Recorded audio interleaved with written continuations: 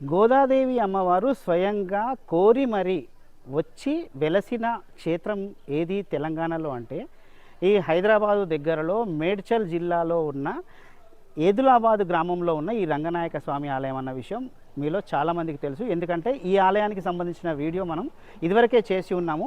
చాలా మంచి రెస్పాన్స్ వచ్చింది. అయితే మీ అందరికీ తెలియని ఇంకొక విశేషాన్ని కూడా ఈరోజు మీకు చూపించబోతున్నాను.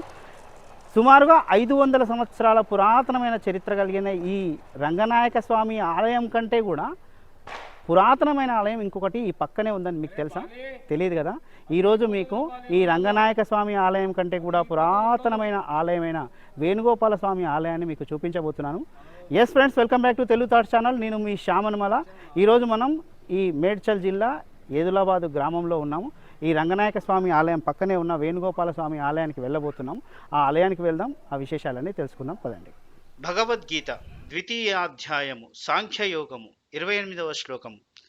అవ్యక్తాదీని భూతాని వ్యక్తమధ్యాని భారత అవ్యక్త నిధనాన్యేవ తత్రకా పరిదేవన.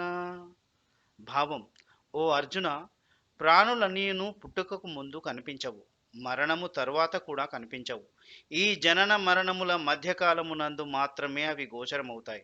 కావున వాటి గురించి మథన పరుట వ్యర్థము.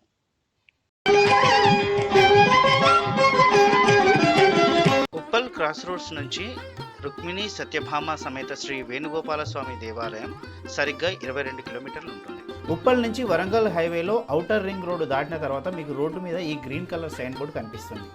కొంచెం ముందుకు వెళ్ళగానే హైవే కింది నుంచి అడ్డంగా రోడ్డు కనిపిస్తుంది. లెఫ్ట్కు వెళ్ళి హైవే కింది రోడ్డు నుంచి ఏదులాబాద్ రోడ్డుకు వెళ్ళాలి.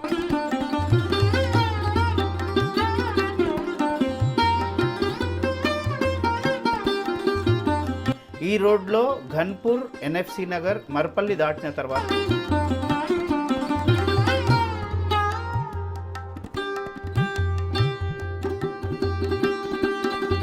అంబేద్కర్ విగ్రహం వద్ద కుడివైపుకు తిరిగితే ఆలయం ఆర్చ్ కనిపిస్తుంది.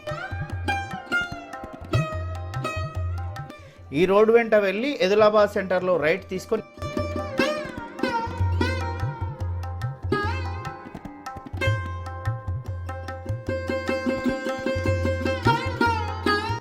ఇలాగే వెళ్తే ఆలయం వస్తుంది. కింద డిస్క్రిప్షన్లో గూగుల్ మ్యాప్ లింక్ కూడా పెట్టాను, చూడగలరు. చూడండి, ఇది అమ్మవారి టెంపుల్. ఈ పక్కనే మనకు వేణుగోపాల స్వామి వారి ఆలయం సంబంధించిన ఆర్చ్ కనిపిస్తుంది. ఎదురుగా కనిపించేదే ఆలయం. చూడండి, రుక్మిణి సత్యభామ సమేత శ్రీ వేణుగోపాల స్వామి వారి ఆలయం అండి ఇది. చూడండి, ఏదులాబాద్ గ్రామం ఘట్కేసర్ మండలంలో కొలువై ఉంది, మేడ్చల్ జిల్లా. ఇక్కడ ఇంకొక విశేషం చెప్పనా, 2 వైష్ణవాలయాలు పక్కపక్కనే ఉండడం. ఒకటి గోదాదేవి సమేతంగా రంగనాయక స్వామి ఆలయం, ఇక్కడ రుక్మిణి సత్యభామ సమేతంగా వేణుగోపాల స్వామి ఆలయం. నిజంగా విశేషమే కదా, చాలా అరుదుగా ఉంటున్నాయండి 2 వైష్ణవాలయాలు ఒకే దగ్గర ఉండడం, అంటే వేరు వేరు ప్రాంగణాల్లో కదా. ఇక వెళ్దాం పద.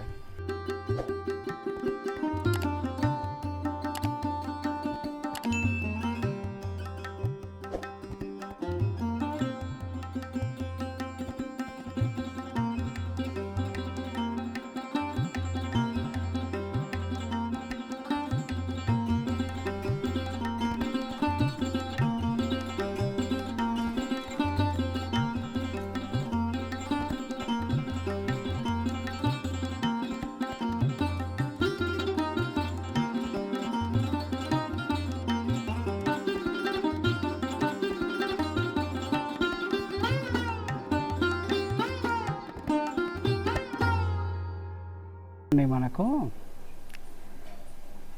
ఈ బంగారు శిఖరం మీద సుదర్శన చక్రం ఎంత విశిష్టంగా కనిపిస్తుందో చూడండి. ఆహా,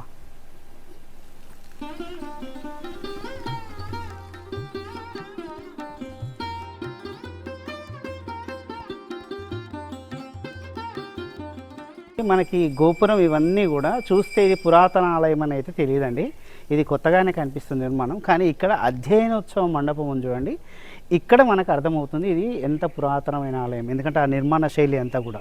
ఇక ఆలయము ఈ గ్రిల్స్ ఉండడం వల్ల కూడా ఇది కొత్త ఆలయంగా కనిపిస్తుంది, కానీ లోపలికి వెళ్ళిన తర్వాత మనకు కనిపిస్తుందండి ఇది పురాతన ఆలయం లాగా.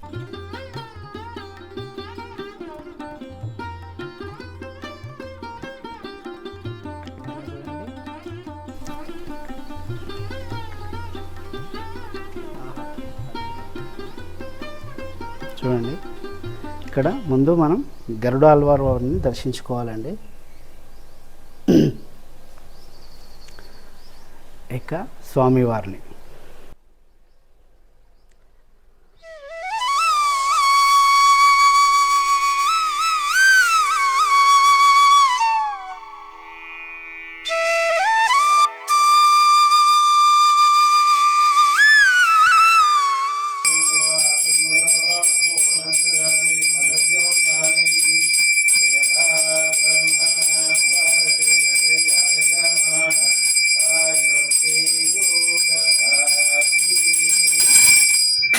ఆధౌ దేవకీదేవి గర్భజననం గోపీగృహే వర్ధనం మాయాపూతన జీవితాపహరణం గోవర్ధనోద్ధారణం కంసచ్ఛేదన కౌరవాదిహననం కుంతీసుతాపారణం ఏతద్భాగవత పురాణ కథితం శ్రీకృష్ణ లీలామృతం.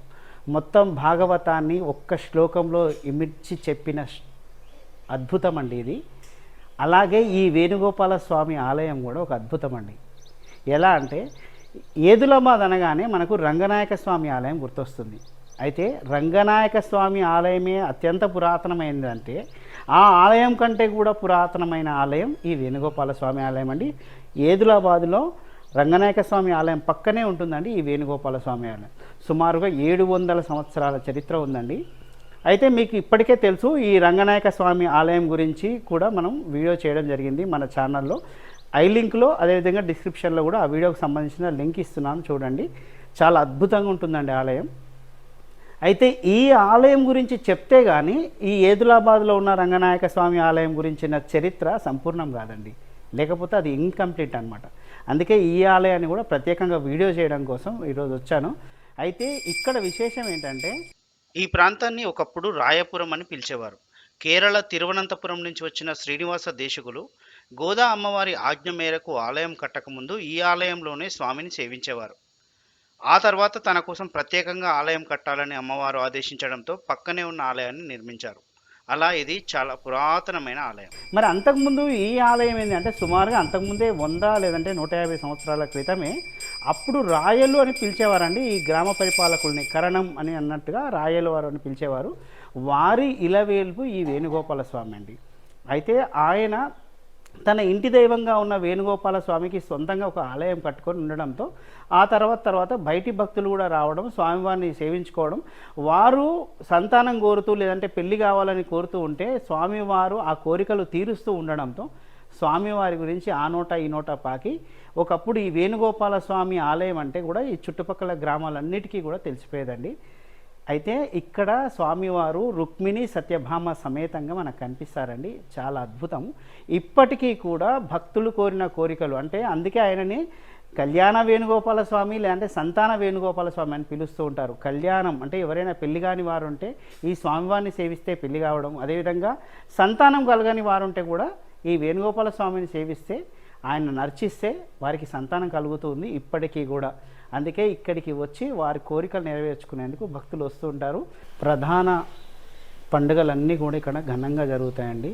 వైష్ణవులకు సంబంధించినవన్నీ కూడా శ్రీరాముల వారి కళ్యాణం కానీ శ్రీకృష్ణాష్టమి కానీ, అదేవిధంగా ఇక్కడ ప్రత్యేకంగా స్వామివారి జన్మ నక్షత్రమైన రోహిణి నక్షత్రం రోజున స్వామివారికి ప్రత్యేకంగా అభిషేకం కూడా చేస్తారు.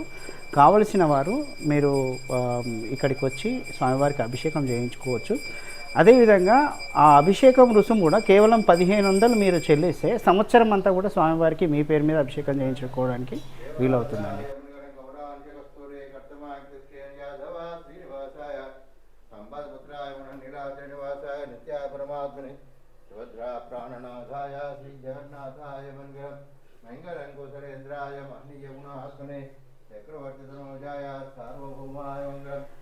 ఇక ఈ ఆలయానికి రావాలనుకున్న వారు ఒకవేళ స్వంత వాహనాల్లో వచ్చేటట్లయితే వారి కోసం నేను గూగుల్ మ్యాప్ లొకేషన్ లింకు నేను డిస్క్రిప్షన్లో ఇస్తున్నాను, చూడండి. అదేవిధంగా ఆర్టీసీ బస్సుల్లో రావాలనుకున్న వారు సికింద్రాబాద్ నుంచి కానీ ఉప్పల్ బస్టాండ్ నుంచి కానీ మీరు 280E 280E ఈ ఫర్ ఎదులాబాద్ అండి. ఆ నెంబర్ బస్ ఎక్కితే మీరు ఈ ఎదులాబాద్ గ్రామంలో దిగవచ్చు. అక్కడి నుంచి ఈ ఆలయానికి నడక ద్వారా చేరుకోవచ్చు. ఇక పోచంపల్లి వెళ్ళే బస్సులు కొన్ని, బీబీనగర్కు వెళ్ళే బస్సులు కొన్ని కూడా ఇక్కడి నుంచి వయా ఎదులాబాద్ అనే బోర్డు ఉంటుంది, దాన్ని చూసి మీరు ఎక్కితే కనుక ఎదులాబాద్ గ్రామంలో దిగి మీరు ఈ ఆలయానికి చేరుకోవచ్చు. ఇక ఆలయ దర్శన వేళలు ఉదయం 7 గంటల నుంచి మధ్యాహ్నం 12 గంటల వరకు, సాయంత్రము 5:30 నుంచి 7:30 వరకు కూడా ఆలయం అందుబాటులో ఉంటుంది. మీరు ఈ సమయాల్లో వస్తే మీరు స్వామివారిని దర్శించుకోవడానికి అవకాశం ఉంటుంది, గుర్తుపెట్టుకోండి. ఎదులాబాద్కి వచ్చి అమ్మవారి అంటే రంగనాయక స్వామి వారి ఆలయంతో పాటు ఈ వేణుగోపాల స్వామి ఆలయాన్ని కూడా దర్శించి స్వామివారి కృపకు పాత్రలు అవుతారని నేను ఆశిస్తున్నాను. ఇక లైక్, షేరు, సబ్స్క్రైబ్ ఈ 3 మాత్రం మర్చిపోకండి. మీరు నన్ను ఇదే విధంగా ప్రోత్సహిస్తూ ఉంటారని ఆశిస్తూ సైనింగ్ ఆఫ్ మీ శ్యామ్ అనుమాల.